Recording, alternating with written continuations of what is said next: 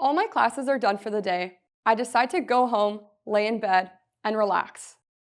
I tell myself, I'm gonna scroll on TikTok for 10 minutes and 10 minutes only. Suddenly, hours have gone by and time doesn't feel real anymore. And next thing I know, it's dark out. I'm sure that this has happened to many of us in this room before.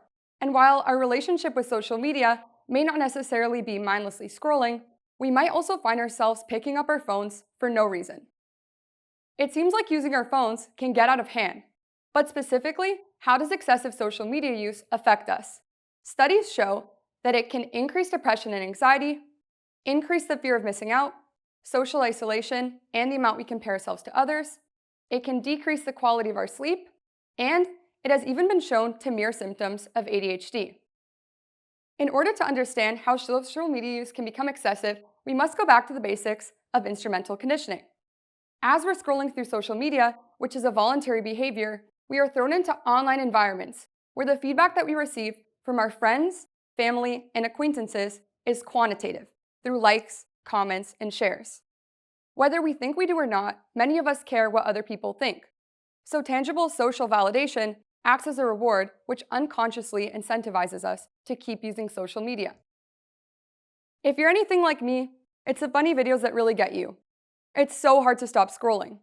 The more that we're presented with these positive reinforcers, the more we're going to increase our behavior of scrolling. Soon enough, this leads to negative impacts on our mental health and increases social isolation. But before you start beating yourself up over this, know it's designed to be this way. Social media corporations like TikTok and Meta use algorithms to make their platforms more profitable. I'm sure that most of you are familiar with the For You page on TikTok. When you first download the app, the videos are not tailored to your interests. But as you keep scrolling, you're randomly presented with funny or interesting videos that grasp your attention. And it's the more that you engage with this content through liking, commenting, and sharing to your friends that you're essentially designing a feed that you're going to keep coming back to. And the Explore page on Instagram is no different. Because of the fact that we never really know when we're going to come across an interesting or funny video, we would call this a variable reinforcement schedule. Social media corporations use this psychological technique in their algorithms in order to make it harder to stop scrolling. So, do people who abstain from phone use altogether actually reap any benefits? One study last year investigated this. They had 2 intervention groups. One group where they didn't use phones at all for 7 days, and another group where they had reduced screen time to 1 hour a day. Both groups had decreased depression and anxiety and increased levels of physical activity. Interestingly enough, though, the reduced screen time group actually had stronger effects and they were sustained for longer periods of time. So in that case, what's the sweet spot?